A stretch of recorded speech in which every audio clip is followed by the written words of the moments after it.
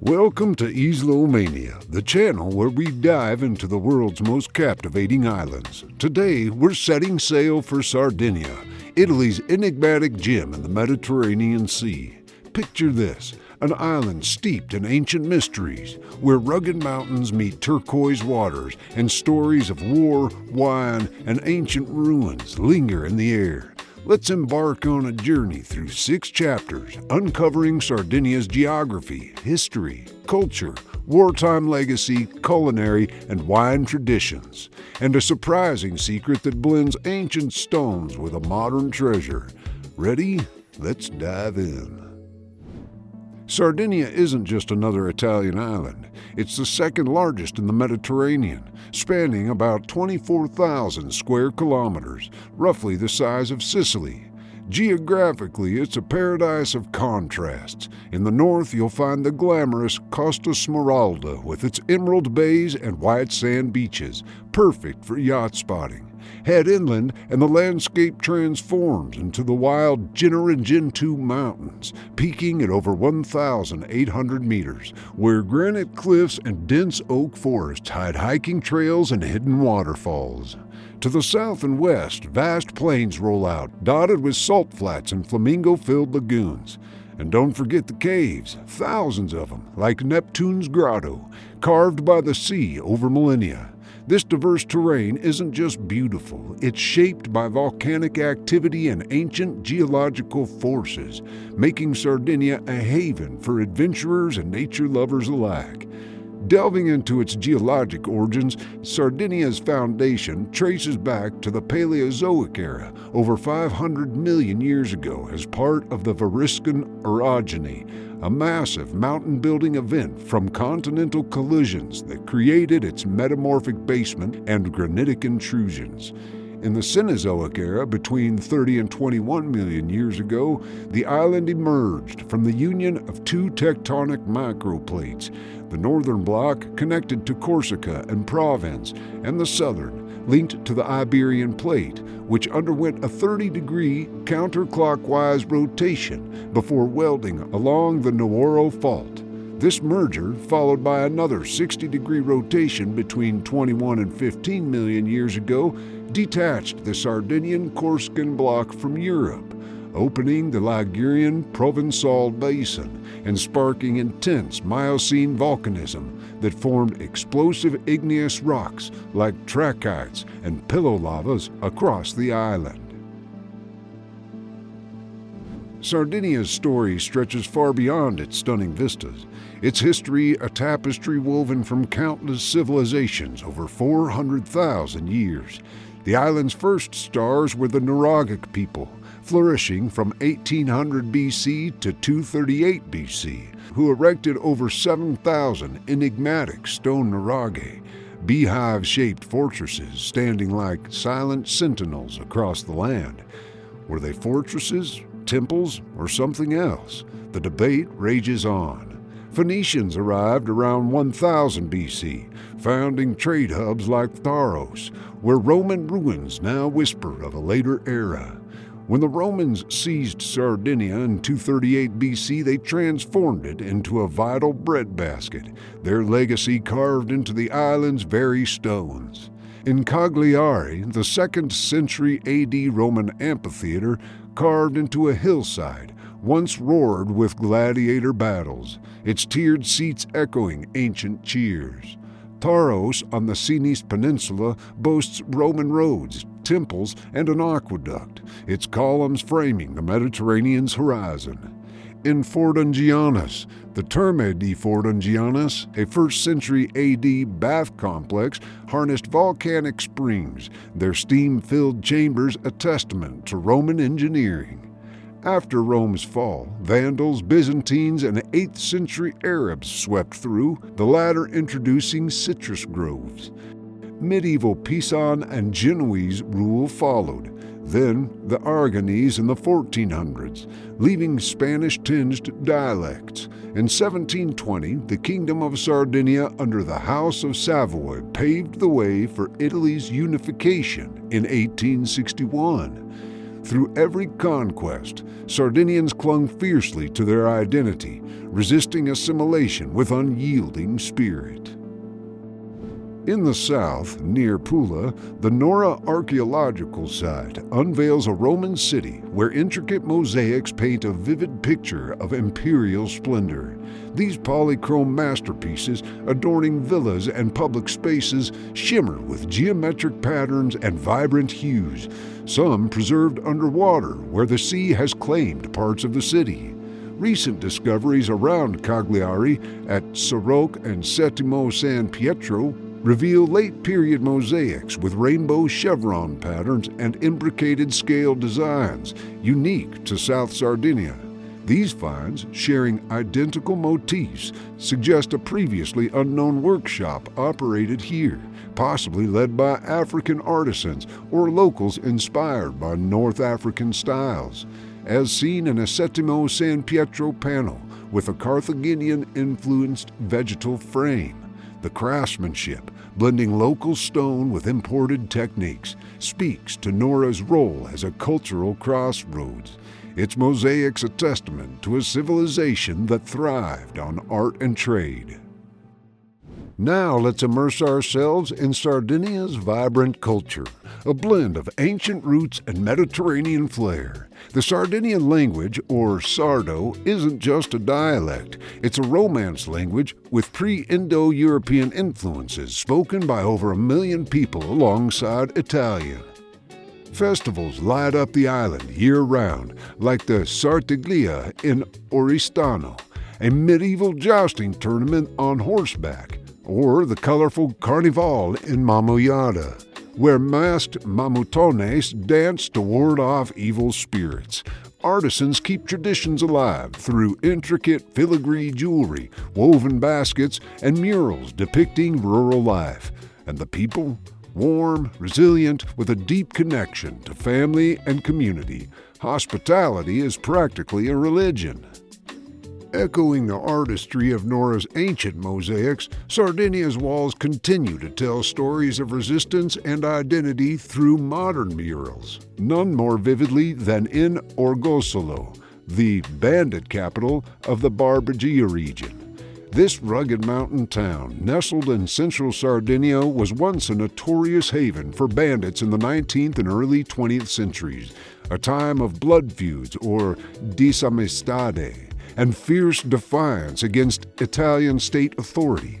Outlaws like Graziano Mesina, the Scarlet Rose, roamed its hills evading capture for decades through kidnappings, rustlings, and guerrilla tactics, embodying the island's unyielding spirit of independence seen in earlier eras of conquest. By the mid-20th century, Orgosolo's bandit legacy had scarred it with poverty and stigma. But in 1969, a turning point came. Anarchist artist Francesco Del Casino from Milan's Dioniso group painted the first mural protesting a planned NATO base on nearby Pratabello Plateau. This sparked a revolution. Over 200 murals now blanket the town's walls, created by locals and artists as a form of peaceful protest and cultural reclamation. Bold Picasso-like scenes depict anti-war sentiments, social injustices, Sardinian folklore, and even nods to the bandit past, transforming Orgosolo from a feared outpost into an open-air gallery of resilience. These murals, much like Nora's mosaics, serve as a canvas for the island's soul, bridging ancient artistry with modern voices of defiance. In the crucible of World War II, Sardinia's windswept shores became a battleground of the skies, its strategic Mediterranean perch a linchpin for Allied forces. By 1943, airfields like Fertilia, near Alghero, thrummed with the roar of engines, launching free French and American pilots on daring missions against Axis strongholds. Amid the chaos, a legend took flight. Antoine de Saint-Exupéry, the soulful author of The Little Prince. On the 10th of May 1944, he arrived in Alghero.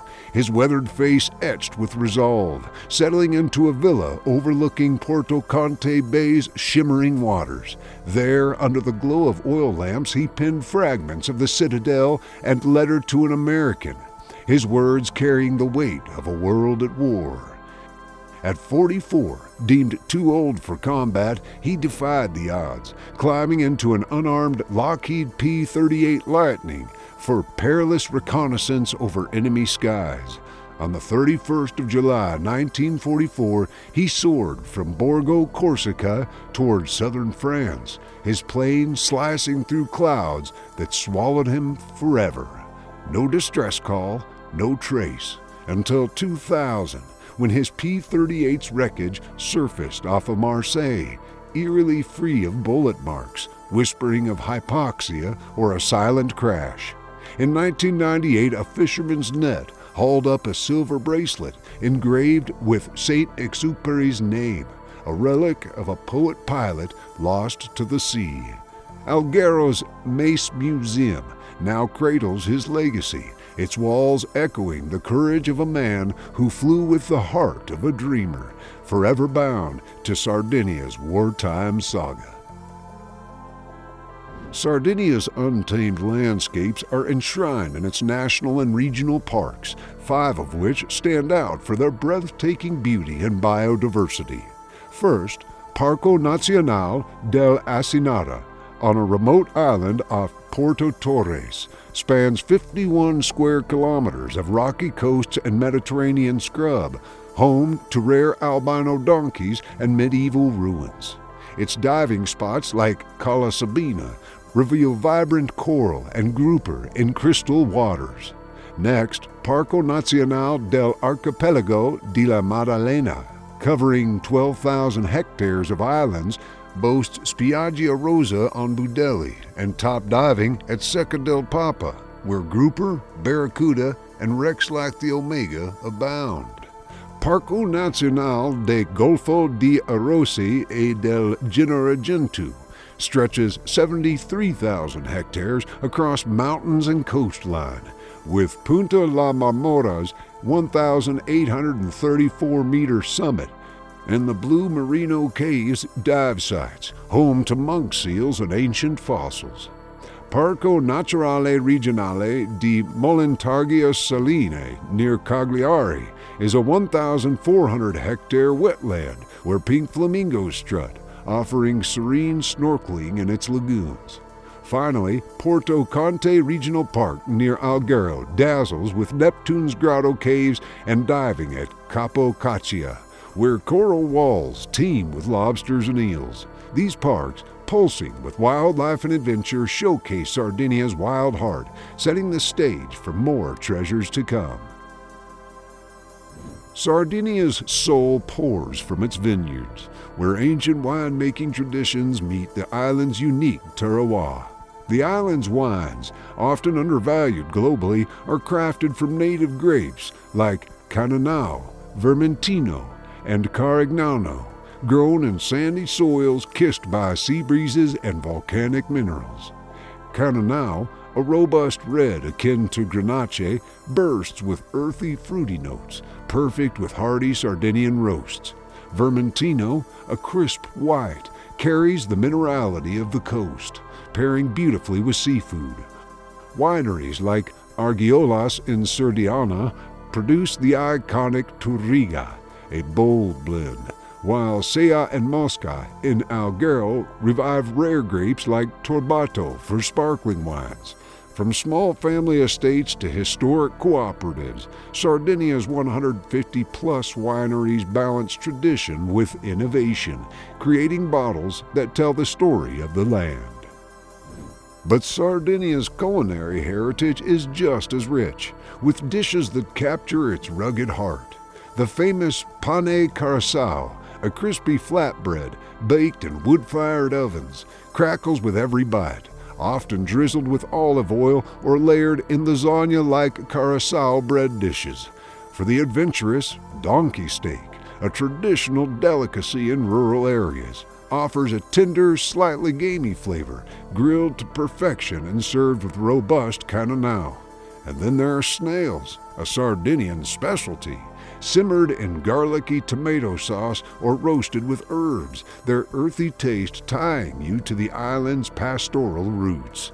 These bold flavors, born from the land and sea, are a testament to Sardinia's unyielding spirit, and there's a hidden gem waiting to elevate this story in our next chapter.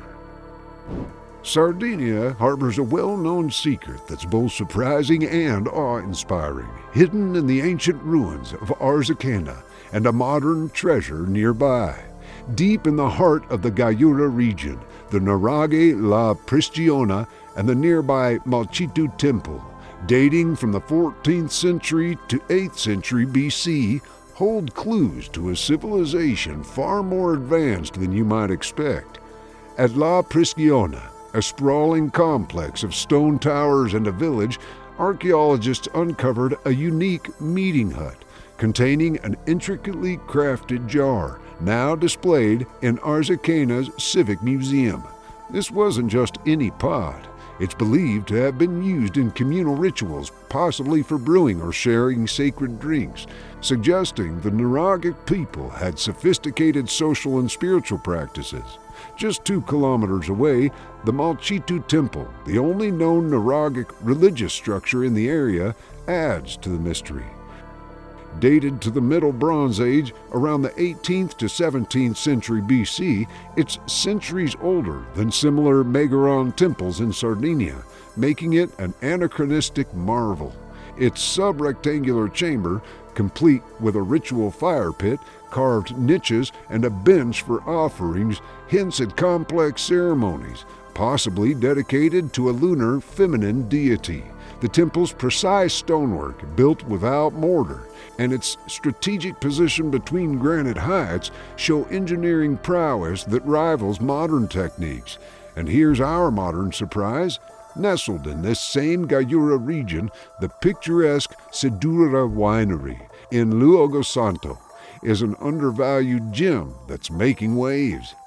It's Maya Vermentino di Gaiura, DOCG, crafted from vines grown in granite-rich soils, won first place among 83 Vermentinos in a 2025 decanter panel, scoring an impressive 95 points for its elegant, long-lived character.